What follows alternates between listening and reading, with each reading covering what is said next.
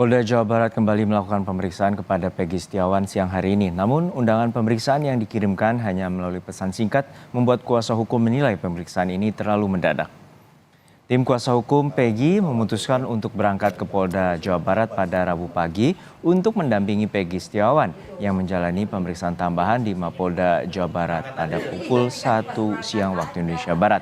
Kuasa hukum Peggy mencurigai pemeriksaan tambahan dilakukan secara mendadak. Undangan yang pada pemeriksaan sebelumnya berupa undangan resmi dengan kop surat dan stempel Polda kini hanya melalui pesan singkat beberapa jam sebelum pemeriksaan. Namun pihak kuasa hukum mengaku belum mengetahui rencana isi pemeriksaan tambahan itu. Pemberitahuannya sangat mendadak, ibu juga kan kaget jam 8. Bu, ini harus didampingi Peggy-nya, jam 1 ada pemeriksaan. Ya semua juga kaget karena mereka udah punya agenda masing-masing. Iya. Pemeriksaan apa Bu katanya? Di situnya hanya dikasih tahu bahwa hari ini ada pemeriksaan tambahan buat Peggy, mungkin BAP tambahan. Jadi ini ada apa dadakan sebegini ini, kalau kita misalnya tidak mendampingi juga khawatir kalau misalnya kita membiarkan Peggy diperiksa tanpa pendampingan, tanpa adanya kuasa hukum, kan kita juga khawatir, apalagi kita udah melihat kondisi Sakatatal seperti itu kan. Lalu bagaimana kelanjutan pemeriksaan terhadap Peggy Setiawan dan juga perkembangan kasus pembunuhan Vina dan Eki? Kita tanyakan langsung pada jurnalis Kompas TV Ninda Destiani di Mapolda Jawa Barat dan Muhammad Syahri Ramdan dari Mapolres Cirebon, Jawa Barat. Namun kita sapa terlebih dahulu rekan Ninda Destiani. Ninda, hingga saat ini seperti apa rencana tes pemeriksaan poligraf atau tes deteksi kebohongan terhadap tersangka Peggy Setiawan dan kapan tes akan dilakukan? Iya, selamat siang Juro dan juga saudara. Memang betul ini hasil yang disampaikan setelah kami melakukan interview bersama salah satu kuasa hukum dari pihak Peggy Setiawan. Kemarin sempat menyampaikan bahwa setelah dilakukan pemeriksaan psikologis terhadap Peggy Setiawan selama 2 hari berturut-turut, Sabtu dan Minggu kemarin, ini tentu dari penyidik Polda Jawa Barat ini justru akan melakukan pemeriksaan tambahan terhadap tersangka Peggy Setiawan. Yang dimana ini sempat disampaikan bahwa rencananya pada hari ini pukul 9 begitu. Namun setelah kami tadi konfirmasi lebih lanjut kepada pihak kuasa hukum sendiri bahwa hingga siang hari ini justru pihaknya ini masih belum mendapatkan undangan secara resmi terkait pemeriksaan psikologis tambahan yakni poligraf terhadap Peggy Setiawan. Di mana ini sempat disampaikan oleh kuasa hukum Tony RM, disebutkan bahwa nantinya pemeriksaan psikologis atau poligraf terhadap Peggy Setiawan ini sebagai bentuk upaya dari pihak penyidik untuk menguji bahwasannya apakah jawaban dari Peggy Setiawan ini fakta atau tidak, benar atau tidak, ataupun konsisten atau tidak ya. Dan nantinya ini akan dilakukan, akan dikumpulkan untuk sebagai bukti. Namun hingga siang hari ini kami masih belum melihat adanya kegiatan pemeriksaan maupun kehadiran dari sosok Peggy Setiawan. Jadi kami masih belum melihat adanya pemeriksaan psikologis terhadap, maksud kami pemeriksaan tes poligraf ini terhadap Peggy Setiawan ya, Juno dan juga saudara. Namun informasi terbaru setelah kami konfirmasi lebih lanjut lagi kepada pihak kuasa hukum, ini justru memang dari pihak Polda Jabar sendiri ini justru memberikan undangan melalui pesan singkat secara mendadak kepada tim kuasa hukum, di mana pada hari ini rencananya pukul 1 siang dari pihak Peggy Setiawan ini akan dilakukan pemeriksaan tambahan. Namun dari pihak kuasa hukum sendiri ini masih belum mengetahui apa maksud dari pemeriksaan tambahan tersebut, upayanya seperti apa, sistem maupun konsep dari pemeriksaan tersebut seperti apa, sehingga nanti jam 1 siang ini dari pihak kuasa hukum akan hadir di Polda Jawa Barat untuk kemudian dapat mendampingi pemeriksaan terhadap Peggy Setiawan, Juno dan juga saudara, karena seperti yang kita tahu tadi disampaikan bahwa memang undangan itu bersifat mendadak sehingga ada hal kecurigaan dari pihak kuasa hukum sehingga harus didampingi kepada pemeriksaan Peggy Setiawan. Demikian, Juno. Ya Ninda, untuk saat ini Peggy Setiawan juga telah menjalani tes psikologi dan juga ayah dari Peggy turut menjalani tes tersebut. Lalu apa saja terkait dengan hasil dan apakah telah disampaikan oleh pihak penyidik atau pihak kepolisian dari Polda Jawa Barat? Iya, betul Juno dan juga saudara. Kemarin Sabtu dan Minggu ini lalu dari pihak Pegi Setiawan sempat dilakukan pemeriksaan psikologis selama 2 hari berturut-turut, yang kemudian hal ini sebagai upaya dari pihak penyidik untuk dapat lebih berhati-hati, begitu yang disampaikan, agar tidak ada salah duga begitu.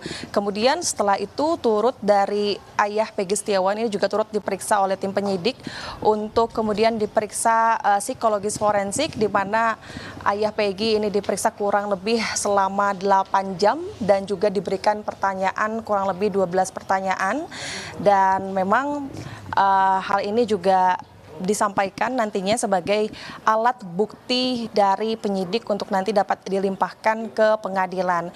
Namun terkait hasil dari pemeriksaan keduanya, yakni pemeriksaan psikologis terhadap Pegi Setiawan maupun pemeriksaan psikologis forensik maksud kami kepada ayah Pegi, ini masih belum dirilis dari pihak Polda Jabar, namun disampaikan oleh pihak kuasa hukum sendiri bahwa nantinya hasil dari pemeriksaan keduanya ini akan dirilis nanti setelah 15 hari dilakukan pemeriksaan tersebut. Sebetulnya terkait pemeriksaan psikologis ini, dari pihak Polda ini sendiri mengundang kedua orang tua Pegi Setiawan untuk dapat diperiksa.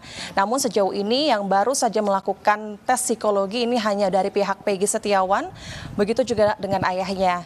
Namun dari pihak ibu Pegi Setiawan ini justru hingga saat ini masih belum melakukan tes psikologi tersebut, karena memang disampaikan oleh pihak kuasa hukum bahwa pihaknya ini menyebut bahwa yang pertama memang kondisi ibu dari Pegi ini sedang tidak baik-baik saja, yang kemudian juga menyebut bahwa hal ini tidak ada relevansinya dengan tes psikologi, yang bahwa mengingat juga bahwa ibu Pegi ini juga tidak terlibat dalam kejadian pada malam hari itu, sehingga sejauh ini masih Pegi Setiawan dan ayah dari Pegi Setiawan. Nanti kami akan cari informasi lebih lanjut terkait hasil ataupun rencana siang hari untuk pemeriksaan terhadap Pegi Setiawan. Juno. Terima kasih rekan Ninda Destiani dari Mapolda Jawa Barat. Lalu kita akan ke Mapolres Cirebon Jawa Barat. Sudah ada rekan Muhammad Syahri Romdon. Muhammad, hingga saat ini kuasa hukum Pegi telah mengajukan pra peradilan ke Pengadilan Negeri Bandung. Lalu kapan persidangan ini akan dimulai? Ya, baik Juno dan juga saudara, selamat siang. Terkait pra peradilan yang telah diajukan oleh tim gabungan dari kuasa hukum Pegi diberikan kepada Pengadilan Negeri Kota Bandung pada kemarin sore. Mereka memberikan berkas-berkas pra peradilan tersebut lengkap dengan beberapa bukti-bukti yang kuasa hukum miliki. Berkas sudah diterima oleh tim pengadilan Kota Bandung dan informasinya akan mulai disidangkan menurut kuasa hukum Pegi sekitar seminggu atau 2 minggu lagi, sedang dilakukan penjadwalan oleh tim pengadilan. Karena mengingat kuasa hukum ada beberapa yang tinggal di Cirebon dan juga berbarengan dengan Hari Raya Besar Islam, yakni Idul Adha, sehingga informasinya 2 pekan ke depan atau 2 minggu lagi akan mulai dilakukan pra peradilan untuk persidangan Pegi Setiawan. Juno.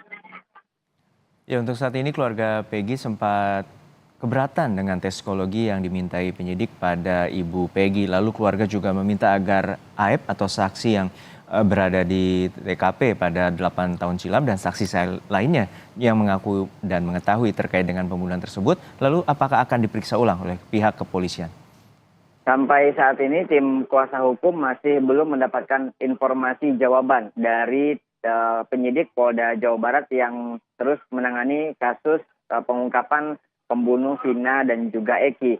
Namun pihak keluarga terus berupaya untuk mendorong pihak kepolisian lebih fokus terhadap orang-orang yang mengaku dirinya mengetahui awal mula kejadian tersebut. Beberapa diantaranya adalah saksi AF, kemudian juga dalam persidangan ada Dede, dan juga ada satu warga yang sempat tampil ke publik dan mengatakan bahwa dia mengetahui bahkan melihat secara langsung kejadian tersebut atas nama Melmel. Kuasa hukum mendorong pihak kepolisian, utamanya Polda Jawa Barat, untuk mendatangkan mereka, menghadirkan mereka, dan juga memeriksa mereka bagaimana kesaksian-kesaksian mereka yang disampaikan dalam publik, dan itu tertuang dalam berita acara pemeriksaan atau BAP. Karena nantinya berita acara pemeriksaan tersebut akan masuk ke dalam rangkaian pemeriksaan yang akan diserahkan ke kejaksaan dan tentunya akan dilakukan proses persidangan. Disitulah kuasa hukum akan berusaha mempertanyakan secara detail seperti apa dan bagaimana